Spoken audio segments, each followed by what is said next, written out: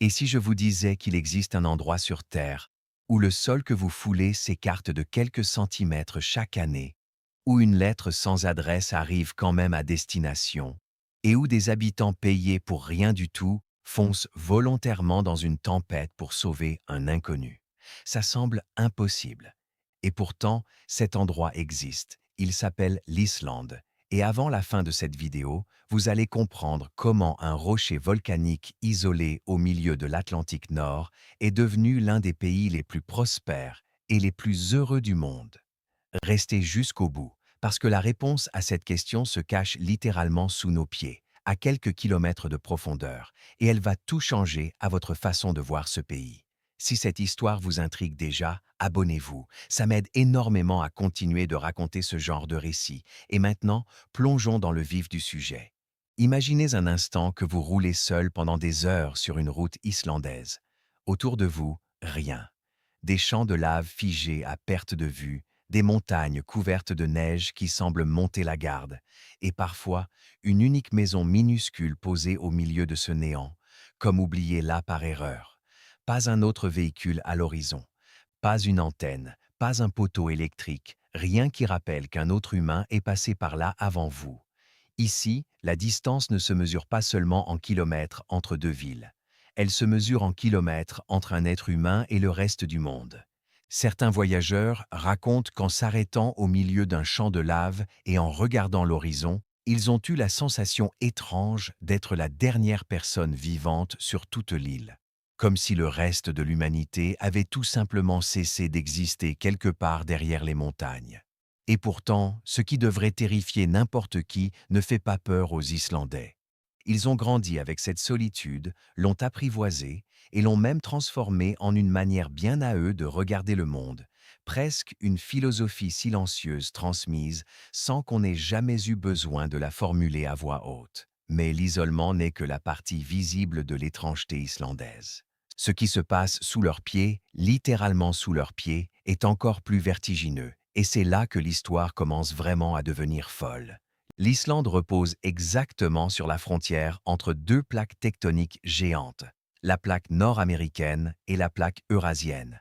Et chaque année, ces deux plaques s'écartent lentement l'une de l'autre, élargissant physiquement l'île de quelques centimètres. Concrètement, cela signifie que l'Islande est l'un des rares endroits au monde où l'on peut littéralement sentir que le sol continue de bouger, jour après jour. Sous la mousse et les champs de lave durcis dorment d'anciennes coulées de magma, et sous les glaciers immenses sommeillent des systèmes volcaniques encore parfaitement actifs aujourd'hui. Cette rencontre permanente entre le feu et la glace n'est pas un slogan touristique inventé pour vendre des voyages. C'est un fait brut du quotidien. Des colonnes de vapeur qui s'élèvent du sol, des tremblements discrets sous les pieds, un paysage qui ne cesse jamais vraiment de se transformer. Mais ce n'est pas le plus fou.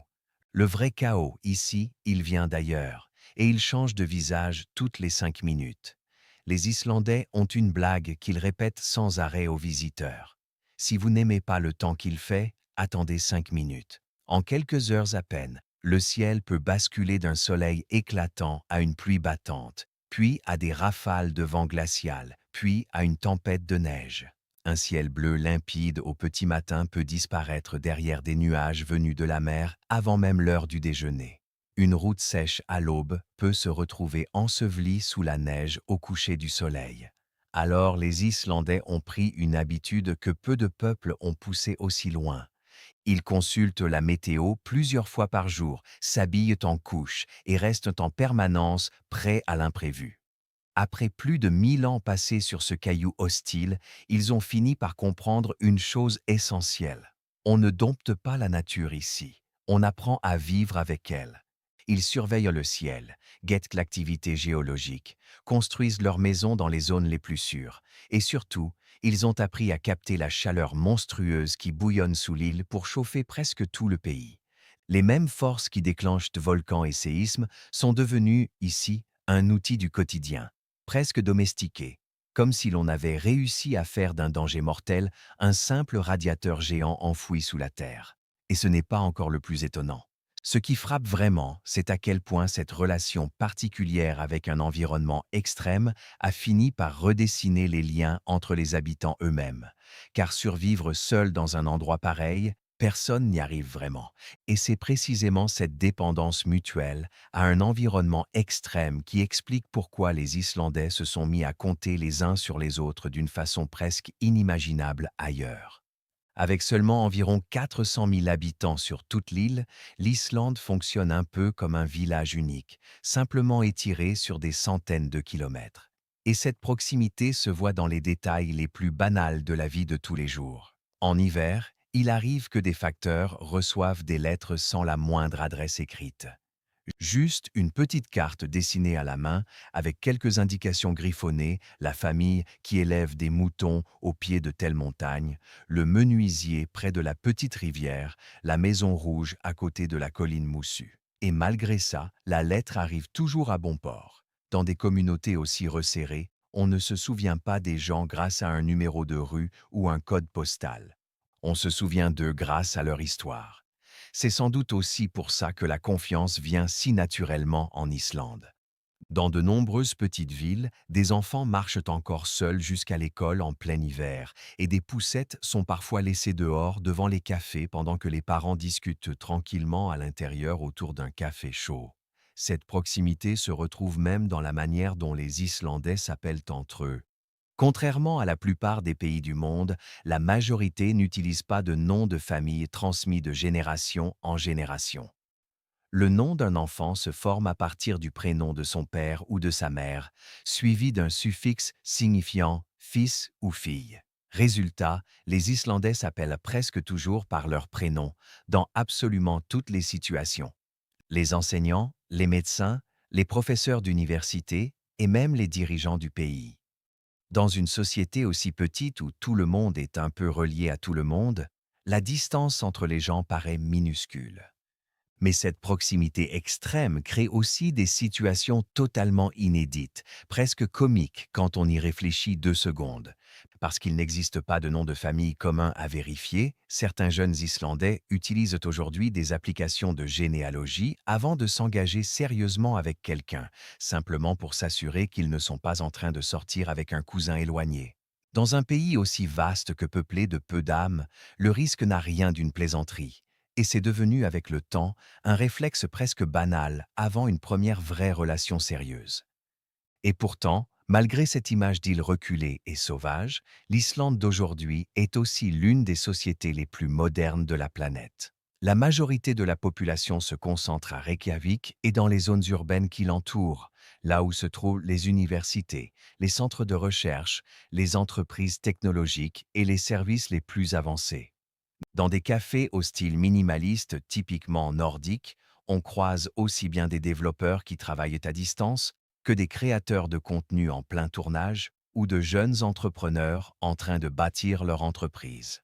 La vitesse d'Internet y figure parmi les plus rapides du monde. Les services publics sont presque entièrement numérisés et la plupart des démarches administratives se règlent en quelques clics depuis un smartphone. Mais même dans ce décor ultra-moderne, le sentiment d'appartenir à une petite communauté ne s'est jamais évaporé. Il suffit de quitter le centre-ville quelques minutes en voiture pour retrouver la nature, ses champs moussus et ses montagnes enneigées. Quand l'obscurité de l'hiver commence à tomber dès le début de l'après-midi, les lumières s'allument dans les petits cafés des villages et les gens s'y arrêtent après le travail pour échanger quelques mots avec leurs voisins avant de rentrer chez eux. Sur cette île isolée au milieu de l'Atlantique Nord, ces liens tout simples ont permis aux habitants de se soutenir depuis des générations. Mais ce sentiment de communauté, aussi fort soit-il, ne change rien à une réalité implacable. Chaque année, l'Islande replonge dans plusieurs mois où l'obscurité domine presque tout. Et c'est justement cet hiver interminable qui a le plus profondément façonné le caractère de ce peuple. Quand le soleil disparaît chaque année à l'approche de l'hiver, l'Islande bascule dans un monde complètement différent. Dans de nombreuses régions de l'île, le soleil ne se montre plus que quelques brèves heures avant de disparaître à nouveau derrière les montagnes enneigées. Certains jours, la lumière du jour se résume à une pâle lueur orangée posée sur l'horizon. Dès le milieu de l'après-midi, l'obscurité a déjà commencé à envahir les routes. Le rythme de vie ralentit alors d'une façon presque naturelle. Personne ne lutte réellement contre l'hiver ici. On l'accepte comme une composante familière de l'existence. Pendant ces mois où la lumière se fait rare, les gens apprennent à vivre plus lentement, à rester plus proches de leur famille et à explorer davantage leur propre monde intérieur. Mais la vie hivernale islandaise ne se déroule pas uniquement derrière des portes closes. Même par des températures largement sous zéro, il existe un lieu de rassemblement bien particulier où les habitants se retrouvent chaque jour. Des villes du sud plus doux jusqu'aux fjords reculés du nord-ouest, des bains géothermiques extérieurs appelés hot pots envoient continuellement des nuages de vapeur blanche dans l'air glacial de la nuit. Dans beaucoup de pays, les gens choisissent un bar ou un café pour se retrouver après le travail. En Islande, ce sont ces bassins chauffés par la terre elle-même qui servent de salon commun à toute la communauté. Dans cette eau apaisante réchauffée par les entrailles du sol, les voisins discutent côte à côte, échangent les nouvelles du jour, et dans la vapeur qui s'élève, les frontières entre les gens semblent s'effacer, et même le froid mordant de l'Arctique paraît soudain bien lointain. Peu importe l'âge, peu importe le métier, tout le monde finit par se croiser au même endroit, immergé jusqu'aux épaules dans une eau à 40 degrés, pendant que la neige continue de tomber tout autour du bassin. Mais l'histoire la plus étonnante de cet hiver islandais ne se joue pas dans l'eau chaude. Elle se joue tout au fond du pays, dans une ville presque coupée du monde. Nichée au cœur des montagnes du nord-ouest islandais, la ville d'Isafjordur reste presque totalement privée de lumière directe du soleil pendant les mois d'hiver. Pendant des semaines entières, l'obscurité devient un élément banal du quotidien. C'est pourquoi le retour du soleil ne s'accompagne jamais de musique ni de grandes célébrations. Il commence en silence quand un mince ruban de lumière apparaît sur le flanc d'une montagne et descend lentement vers les toits enneigés en contrebas. Les rideaux s'ouvrent un peu plus grands que d'habitude et les habitants s'arrêtent quelques instants dans leur travail pour sortir et rester dehors un peu plus longtemps, savourant les premiers rayons après une si longue traversée de ténèbres. C'est peut-être seulement après avoir vécu dans le noir aussi longtemps qu'on apprend vraiment à apprécier la lumière. Mais leur joie ne vient pas uniquement du soleil qui revient. Il y a des siècles, les communautés islandaises ont inventé des rassemblements appelés Thorrablot pour s'aider mutuellement à traverser la période la plus rude de l'année. Aujourd'hui encore, cette tradition demeure un pilier de la mémoire collective du pays. Dans les salles communales, de longues tables sont dressées bien à l'avance. Les gens apportent des plats traditionnels, partagent un repas, chantent, racontent les histoires de leurs ancêtres qui ont survécu pendant des générations sur cette île isolée. Le rire et la musique folklorique remplissent la salle de chaleur, contrastant violemment avec le vent glacial et la neige qui cogne contre les fenêtres. C'est une façon de se souvenir d'une époque où la survie dépendait entièrement de la solidité des liens entre voisins. Mais s'il y a un mot qui résume à lui seul l'étrange relation des Islandais avec leur climat, c'est bien celui-ci, Glugavedur. Littéralement, la météo de la fenêtre. Ce mot décrit un temps qui semble magnifique et invitant lorsqu'on le regarde depuis l'intérieur, mais qui se révèle totalement différent au moment où l'on met un pied dehors. Dehors, les températures plongent sous zéro. À l'intérieur, les gens marchent pieds nus. Il n'y a pas ici de grandes cheminées rugissantes comme dans les contes d'hiver classiques. La chaleur fonctionne d'une manière beaucoup plus discrète. L'eau chaude géothermique parcourt des dizaines de kilomètres depuis les centrales, traverse les quartiers et alimente les maisons de tout le pays. Des systèmes de chauffage au sol et des radiateurs fonctionnent en continu, créant un environnement stable et confortable malgré la rudesse de l'hiver nord-atlantique. De larges fenêtres sont conçues pour capter le maximum de la lumière hivernale limitée, tandis que les murs sont soigneusement isolés pour garder la chaleur à l'intérieur. Quand l'obscurité s'installe dès le milieu de l'après-midi, la cuisine devient le cœur véritable de la maison. Le dîner familial est servi. Le tintement discret des couverts et la vapeur qui s'échappe des plats chauds remplissent peu à peu la pièce, étouffant le bruit du vent qui hurle derrière les fenêtres. Dans un endroit où la nature peut devenir hostile sans le moindre avertissement, une grande partie de la vie hivernale se déroule derrière des fenêtres illuminées. Les tempêtes de neige peuvent durer plusieurs jours d'affilée.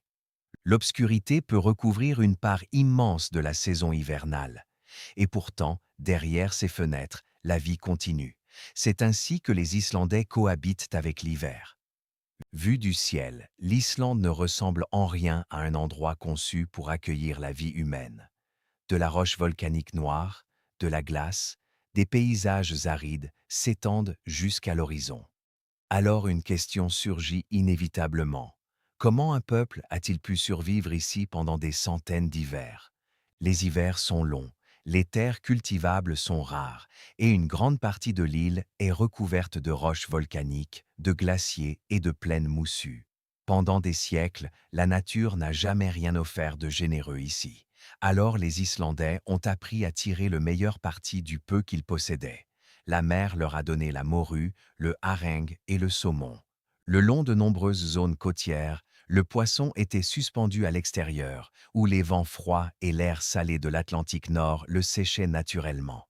Aucune réfrigération n'était nécessaire, aucune machine n'était requise. La nature elle-même faisait office de méthode de conservation. Le court été permettait d'élever des troupeaux de moutons et de vaches laitières. De leur lait naissait le skyr, un produit laitier riche en nutriments qui fait partie du quotidien islandais depuis des siècles. Dans la région géothermique de Laugarvatn, les habitants utilisent même la chaleur naturelle de la terre pour cuire du pain. Des marmites de pâtes sont enterrées dans le sol chaud, près des sources thermales, puis déterrées des heures plus tard, le pain parfaitement cuit. Beaucoup de plats traditionnels islandais sont aujourd'hui séchés, salés ou fermentés. Ils n'ont jamais été inventés pour impressionner des touristes, ni pour figurer sur la carte d'un restaurant branché de Reykjavik. Ils sont nés à une époque où trouver assez de nourriture et la conserver tout l'hiver n'avait rien d'une évidence, où chaque technique de conservation représentait littéralement la différence entre une famille qui passerait l'hiver et une famille qui ne le passerait pas. Après avoir traversé les champs de lave, les villages côtiers et les vallées enneigées, une certitude finit toujours par s'imposer. L'Islande n'est pas un endroit facile où vivre. Et pourtant, depuis plus de 1000 ans, des hommes et des femmes continuent d'y bâtir leur existence, au beau milieu de l'Atlantique Nord. Pour comprendre pourquoi, il faut regarder comment ils travaillent et gagnent leur vie chaque jour. Ici, la mer n'est pas simplement une source de nourriture, elle est le socle sur lequel toute une nation s'est construite. Avant même que le soleil ne pointe à l'horizon, les premiers bateaux de pêche ont déjà quitté le port. En hiver, ils prennent souvent le large dans le noir complet et reviennent à travers la neige, les vents violents et les eaux glacées de l'Atlantique Nord. Depuis des générations, ces expéditions fournissent bien plus que de la nourriture.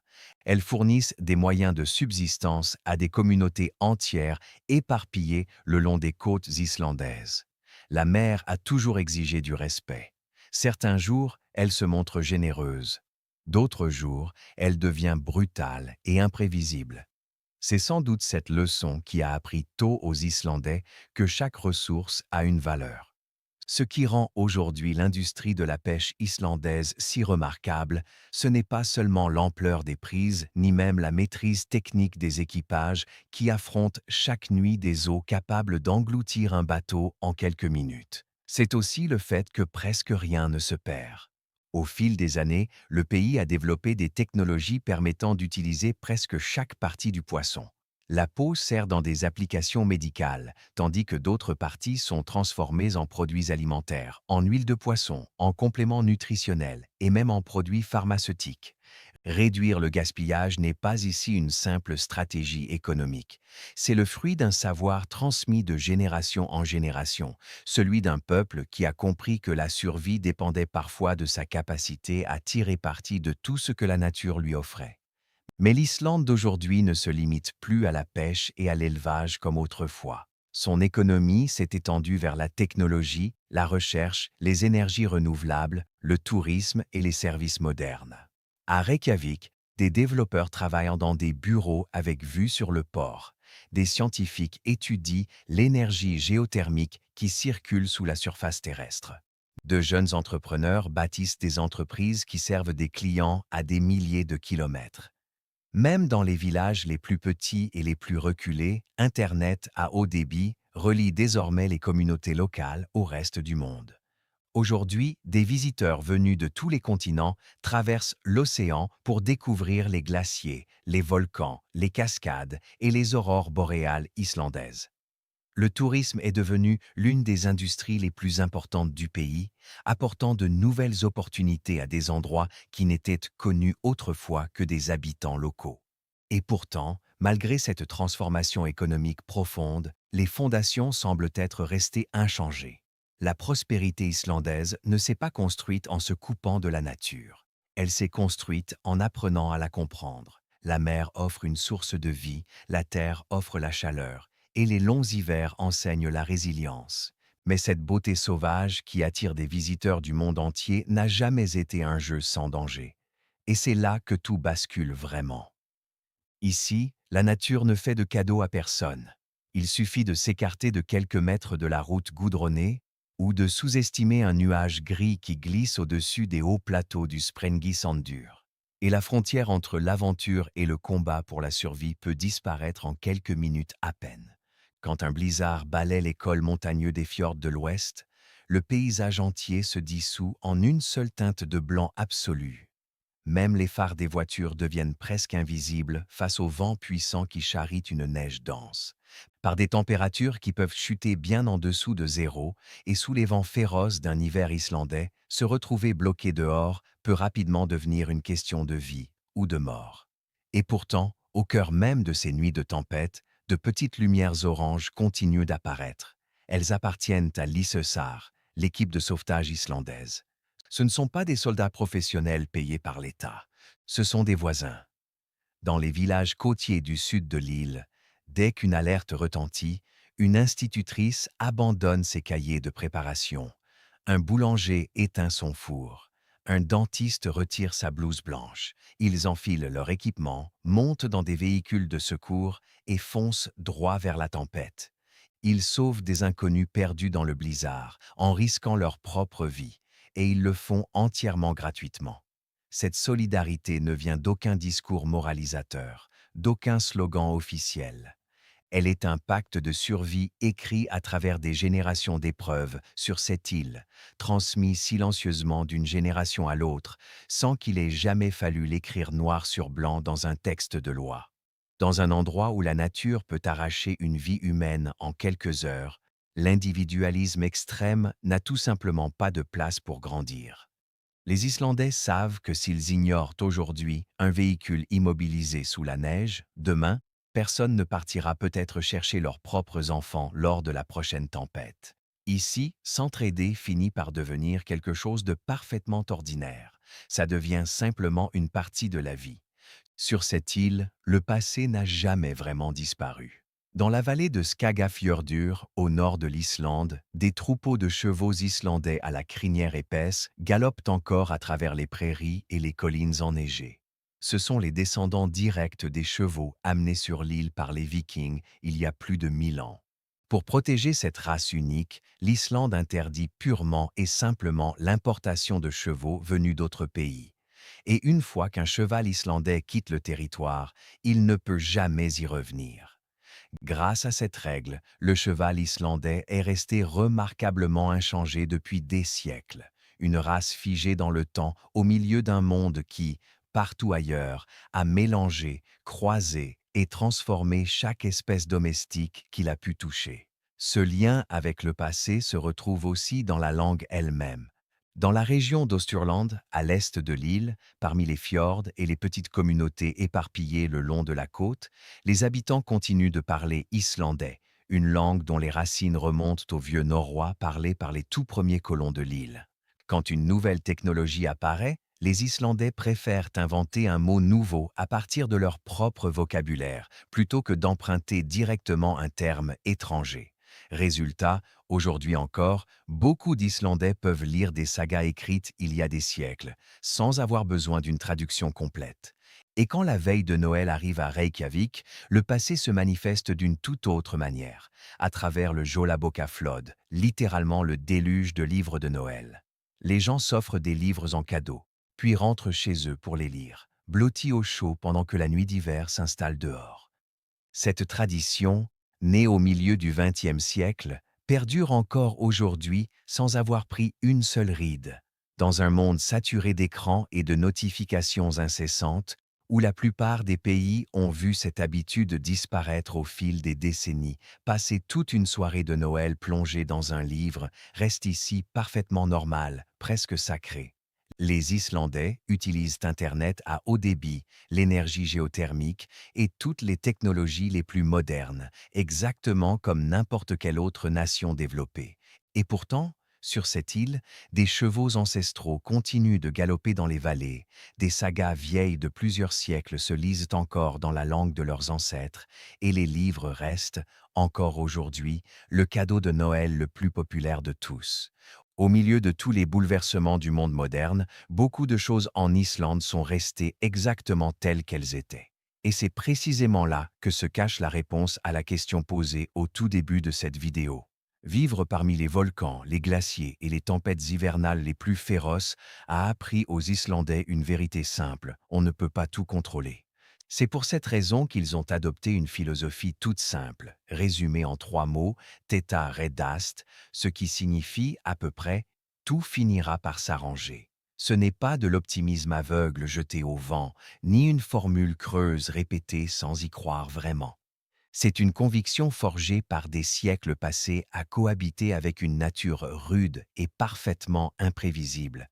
Un réflexe mental transmis par ceux qui ont vu des tempêtes emporter des récoltes entières et qui, malgré tout, se sont relevés chaque printemps suivant. Pendant qu'un blizzard balaie le paysage à l'extérieur, la vie continue à l'intérieur, avec des lumières chaudes, une tasse de café fumante et un sentiment profond de confort et de paix. C'est peut-être exactement ce qui a permis aux Islandais de rester sur cette île depuis plus de 1000 ans. Ils n'ont jamais cherché à vaincre la nature, ils ont appris à vivre avec elle. Et voilà pourquoi, sur cette terre de feu, de glace et d'hivers interminables, l'Islande n'est pas simplement un endroit où l'on vit. C'est un endroit qu'on appelle chez soi. Si cette plongée au cœur de l'Islande vous a autant fasciné que moi en l'écrivant, dites-le moi en commentaire et n'hésitez pas à aller voir la prochaine vidéo de la chaîne pour découvrir un autre pays où la nature et les hommes se livrent, eux aussi, un combat silencieux depuis des générations.